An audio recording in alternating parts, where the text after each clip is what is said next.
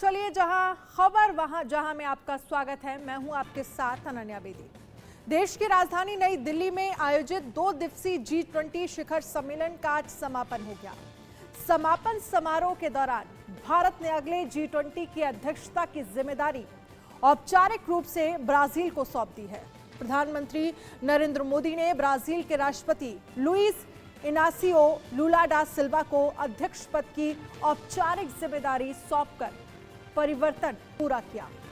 सबसे अहम बात यह रही कि दक्षिण अफ्रीका G20 का स्थायी सदस्य बन चुका है। इसके लिए मोदी ने 20 देशों के नेताओं को पत्र लिखा और उनकी बात मान भी ली गई। इसके साथ ही 55 सदस्यीय अफ्रीकी संघ यूरोपीय संघ के बाद G20 का स्थायी सदस्य बनने वाला दूसरा बहुराष्ट्र समूह बन गया है। आज बात करेंगे G20 को लेकर और साथ ही G20 के शानदार आयोजन से भारत दुनिया भर में छाया हुआ है। राष्ट्रपति के डिनर में मेहमानों पर भारतीय संस्कृति का रंग भी देखने को मिला। दरअसल राष्ट्रपति मुर्मू ने G20 के मेहमानों के लिए डिनर का आयोजन किया था, जहां साड़ी और भारतीय परिधानों का क्रेज दिखाई दिया।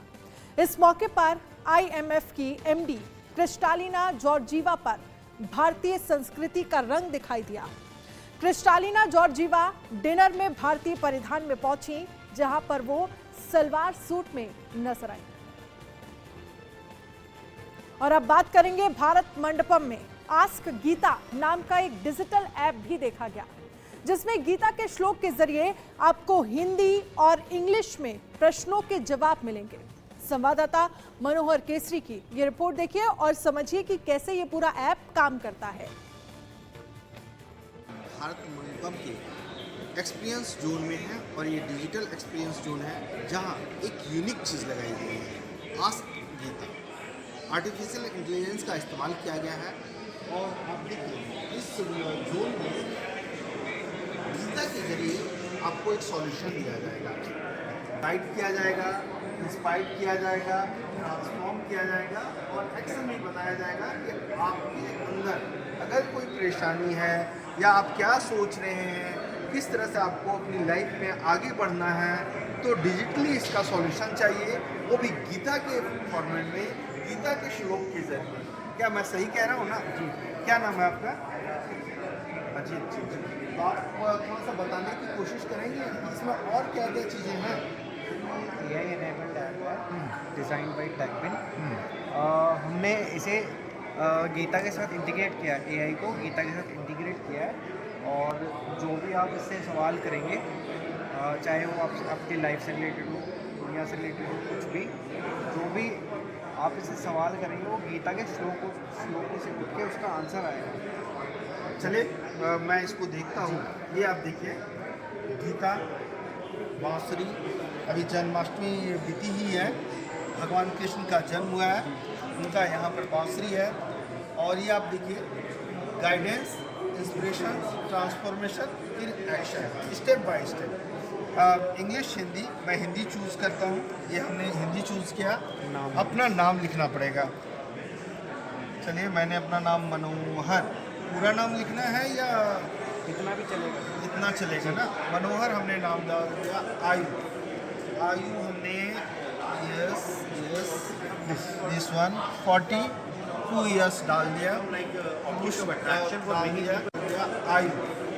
आयु हमने यस दिस वन 42 ईयर्स डाल दिया।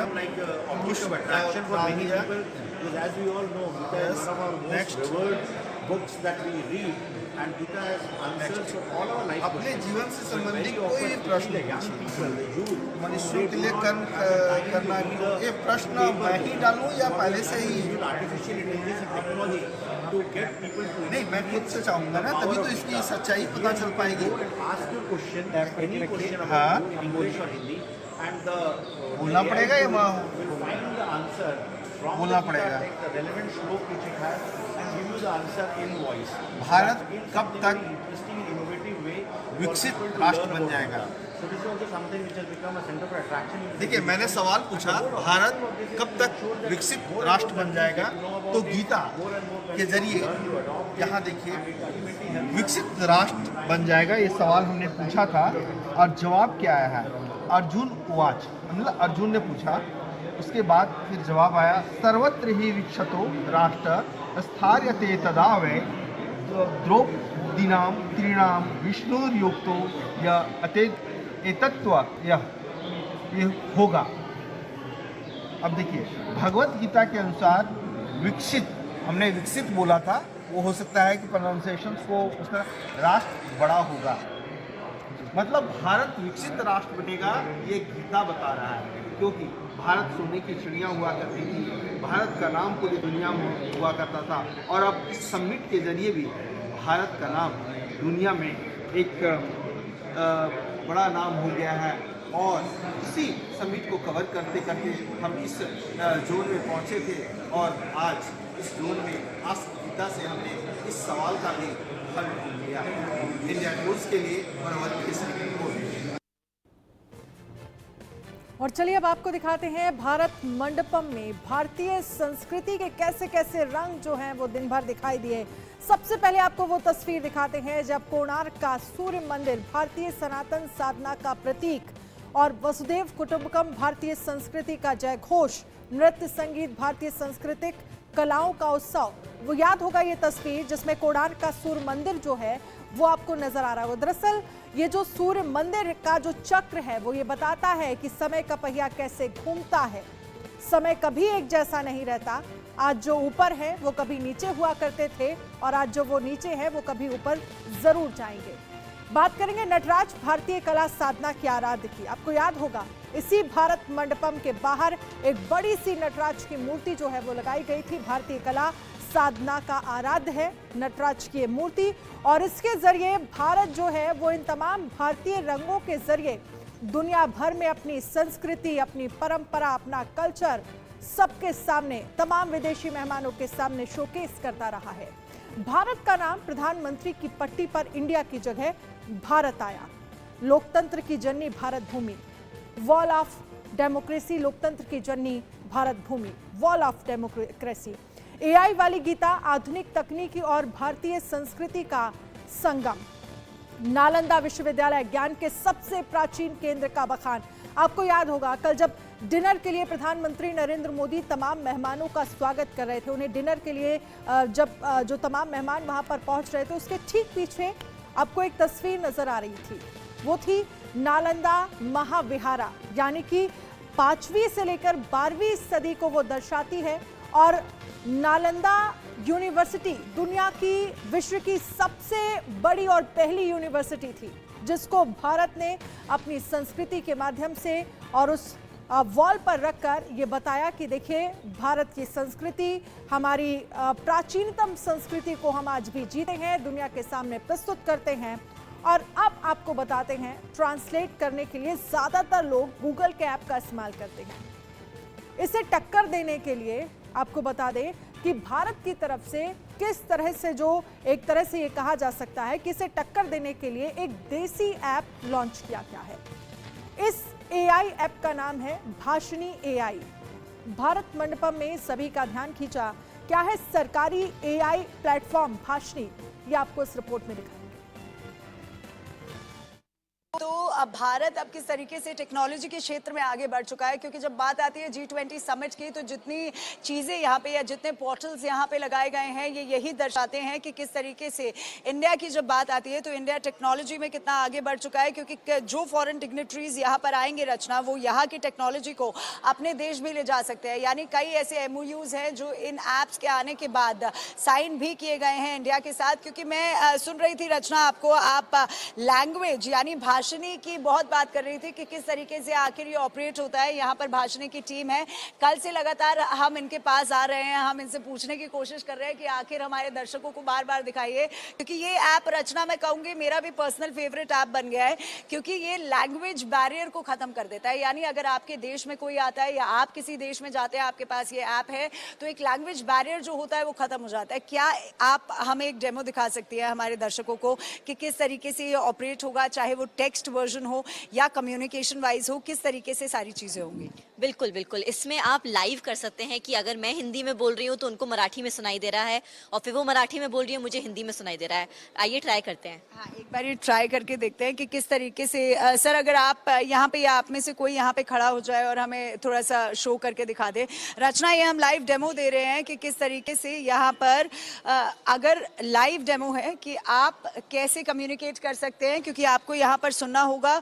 तो मैं चाहूँगी यहाँ पर ये लाइव डेमो दिखाना कि किस तरीके से यहाँ पर पूरा जो कम्युनिकेशन है वो होता है, वो किस तरीके से होता है, ये हम देखेंगे यहाँ पर। मैम, अगर आप इसको शुरू कर पाए कि किस तरीके से यहाँ पे होगा।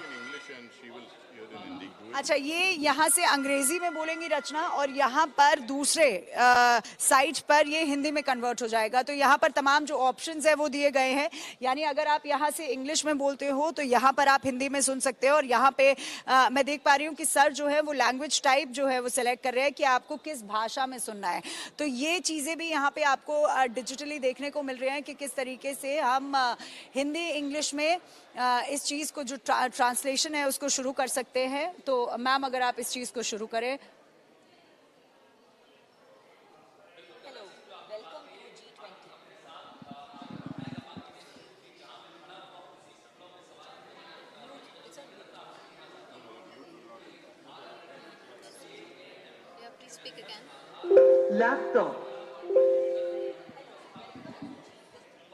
लैपटॉप G20 में आपका स्वागत है। तो रचना, आपने सुना कि किस तरीके से उन्होंने बोला था कि वेलकम टू G20, और आपने सुना कि किस तरीके से वो लगातार इस बात को रिपीट कर रहे हैं।